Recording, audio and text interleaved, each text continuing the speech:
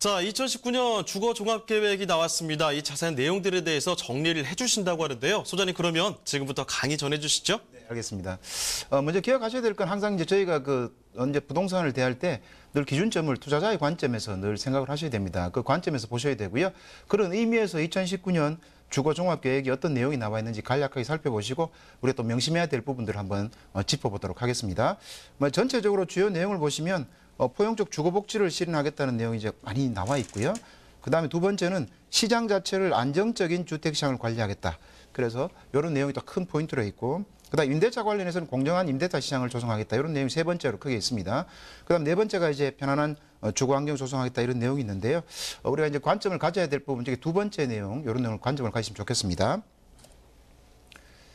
두 번째 보시게 되면 실수요 중심의 이제 안정적인 주택 시장을 관리하겠다는 내용인데요. 여기 보시게 되면 과열 제한 시에 이제 즉각 대응하겠다 이런 내용도 있습니다. 그 말은 현재 정책적인 부동산 정책에 여러 가지 내용이 있습니다만은 전반적으로 규제 정책이 지속되고 있다. 이런 내용으로 이해하시면 될 것 같고요. 거기에 따라서 주택 시장 질서를 확립해야 되겠죠. 그래서 소비자 보호를 강화하겠다는 내용이 있고요. 그 다음에 예전에 나온 2019년도에 나온 국토교통 업무 계획하고도 이제 일맥상통하는 내용인데요. 정비사업 특히 재개발 부분에 있어서 이제 공공성, 투명성을 강화하겠다는 내용이 다시 언급이 되어 있습니다. 그래서 재개발 쪽에는 규제가 조금씩 이제 도입되고 있다. 이렇게 이해하셔야 될 것 같습니다. 그다음에 실제로 이제 투기 수요를 차단하기 위한 또 여러 가지 이제 내용들이 나와 있는데요. 그 중심에는 이제 아까 말씀드린 것처럼 실수요자 중심으로 주택 시장을 관리를 하게 되어서 투자자를 차단하겠다 그런 내용이 좀 근본적으로 많이 있습니다. 그거는 아시는 것처럼 대출 규제와 맞물려서 실질적으로 시장이 지금 이제 크게 움직이기 어려운 형태로 가고 있는 것이 이런 요인이다 이렇게 말씀을 드릴 수 있겠고요. 마찬가지로 과열 제한 시는 즉각적으로 안정화 조치를 취하겠다 이런 내용도 들어가 있는 것을 이해하시면 될 것 같습니다. 그다음에 이제 작년 2018년 9.13 대책 전에 사실 이제 그 주택 시장 자체가 2차, 3차 급등까지 하게 됐는데요. 그 핵심 중에 하나 또 내용이 있습니다. 아무래도 집값 담합이라든가 또는 시세 조정 행위가 실제로 시장에서 많이 있었던 것도 사실입니다. 거기에 따라서 이런 것을 또 위반할 때는 처벌하기 위해서 공인중개사법을 개정 추진하겠다는 내용도 있기 때문에 이런 내용을 미리 알고 계시면 시장에서 이런 반응이 오더라도 그게 당황하지 않고 대응할 수 있기 때문에 이런 내용 기억하실 필요가 있겠다 이렇게 말씀을 드리고요. 거기에 따라 신고 포상제도 도입하겠다 이런 내용도 있다는 걸 좀 명심하셨으면 좋겠습니다. 그 다음에는 실거래 신고 기간도 지금 현재는 60일인데요. 아무래도 60일 좀 시간이 좀 길기 때문에 실제 시장에서 일어나는 현상들을 바로바로 반영하기가 좀 어렵다.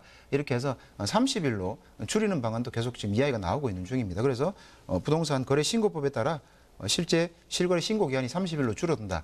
이것도 명심하고 계시면 좋을 것 같고요. 거기에 따라서 실제 실거래 정보의 정확성이라든가 또 국토부에 해당하는 이 조사 권한도 부여하겠다. 이런 내용이 이제 있게 되겠습니다.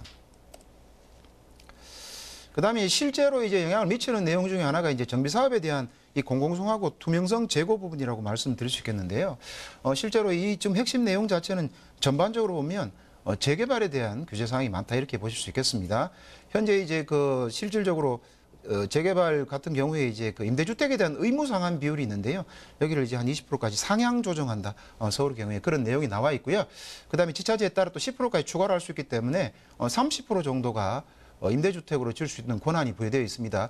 이 말은 뭐냐 하면은 임대주택을 많이 늘리게 되면 실제로 개발 우리가 투자에 대한 수익률이 줄어들게 됩니다. 그래서 이제 규제의 한 원칙이다 이렇게 이해를 하시면 좋을 것 같고요. 거기에 따라 아무래도 이제 개발이익이 조금 줄어드는 그런 측면에서 이해하시면 좋을 것 같습니다. 그리고 초기 재개발 같은 경우 아무래도 조금 영향을 받을 수밖에 없다 이렇게 이해하시면 좋을 것 같고요. 거기에 따라 이제 동절기 같은 경우에는 기존의 점유자를 퇴거 조치를 제한하는 내용 남아 있습니다. 아무래도 이렇다면 이제 실질적으로 재개발 좀 시간이 조금 더 걸릴 수밖에 없다 이렇게 이해하셔야 되겠습니다. 투자라는 게 아무래도 시간과 비례하는 수익률이다 이렇게 볼 수 있겠는데 아무래도 그런 점에 있어서는 아무리 임차인에 대한 보호하는 측면도 있지만 투자자 입장에서 보면 아무 상대적으로는 좀 기간이 길어지고 또 거기에 따라 임대주택 또 의무 상환 비율도 늘게 되면 아무래도 수익이 주는 그런 효과를 발생할 수 있다 이렇게 이해를 하시고 접근하시는 것이 투자 수익을 나중에 많이 누릴 수 있는 방법이다 이렇게 볼 수 있겠습니다. 그다음에 이제 투명성 강화에 대한 부분인데요. 기존에 이제 그 정비업자가 있습니다. 정비업자 같은 경우가 대출을 해줘서 조합 쪽에서 이런 운영비를 가지고 실제로 추진했던 경우가 많은데 아무래도 이걸 조합 설립 준비하는 데까지만 이 비용을 쓰고 거기에 따라 한정을 해놓고 또 운영비도 제한한다 이런 내용들이 지금 계속해서 나오고 있습니다. 또 마찬가지로 재개발에 대한 이제 규제 사항이다 이렇게 볼 수 있겠습니다. 그래 초기 재개발 같은 경우는 이제 아무래도 좀 진행이 되면서 좀 신중하게 접근을 하시는 것이 좀 필요하다. 왜냐하면 개발이익이 상대적으로 줄고 있다 이렇게 이해를 하셔야 될 것 같습니다. 그다음에 눈에 띄는 게 이제 아무래도 3기 신도시에 대한 토지 보상에 대한 부분이 이제 눈에 많이 띕니다. 이건 이제 제가 3기 신도시에 대한 부분도 예전에 한 말씀을 드렸는데요. 실제로 이제 3기 신도시 같은 경우는 아무래도 이제 신도시가 만들어지고 거기에 따라 이제 전철들이 연결이 되기 때문에 그 가치에 대한 부분은 상승할 것이라고 이제 누차 말씀을 드렸는데요. 실제 최근에 그 인근의 땅값이라든가 자체 땅값은 많이 실제로 오르고 있는 게 현실적입니다. 그러다 보니까 이제 여기에 따른 기존에 살고 계신 원주민들에 대한 부분에 대한 문제가 발생합니다. 원주민들이 아무래도 수용이 이제 되다 보면 원주민들이 쫓겨나서 전문용어로 젠트리피케이션이라고 원주민이 쫓겨나서 다시 들어올 수 없는 그런 상황이 이제 발생하게 됩니다. 거기에 따라서 이제 수용당하는 분들에 대한 이제 토지에 대한 보상 부분이 나오는데요. 최근에 이제 질문하시는 분이 굉장히 많습니다. 그러니까 토지 보상 또는 대토 보상의 의미하고 또 환지에 대한 개념을 조금 혼돈해서 말씀하시는 분이 많기 때문에 이 부분 한번 더 자세한 설명을 드려보도록 하겠습니다. 그래서 대토 보상 활성화라는 내용 자체가 다시 조금 설명을 드리면 기존에 이제 수용을 당하게 되면 기본 1원칙은 현금으로 보상합니다. 그 안에 있는 분들이 아무래도 이제 토지를 이제 빼앗기기 때문에 수용을 당하기 때문에 현금 보상이 원칙입니다. 거기에 따라서 두 번째가 채권 보상입니다. 그건 어쩔 수 없습니다. 이제 보상을 하는 측에서 아무래도 정부에서 자금이 많지 않기 때문에 일부는 채권을 보상하게 됩니다.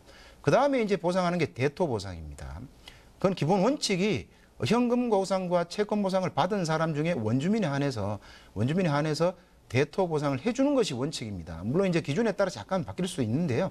그러다 보니까 이제 원주민이 일부 대토를 받게 되면 그 지구 내 섹터 내 신도시 섹터 내에 자기 토지를 가지게 되기 때문에 이 토지를 근간으로 해서 개발 사업도 진행을 할 수 있고 토지가 올라가는 지가 상승도 누릴 수 있어서 원주민이 쫓겨나는 현상을 방지하는 방법으로 쓰는 게 대토 보상이다 이렇게 이해를 해 두시고 보시면 좋을 것 같습니다.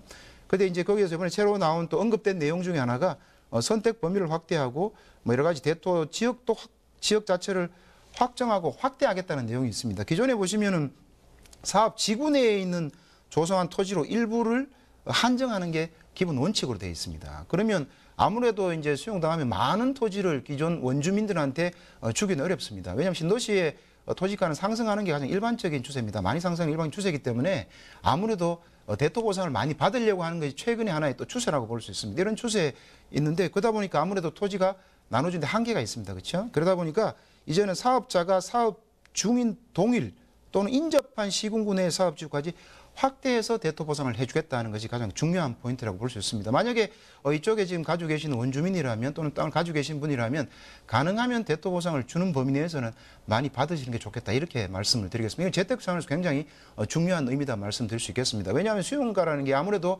낮은 가격에 수용을 하기 때문에 이 지역에서 기본적으로 재테크 측면에서 효과를 누리려면 기존에 가지고 계신 현금, 채권 보상 이외에 신청할 수 있는 범위 내에서의 대토 보상을 많이 받을 수 있는 게 좋겠다. 이렇게 이해하시면 좋을 것 같고요.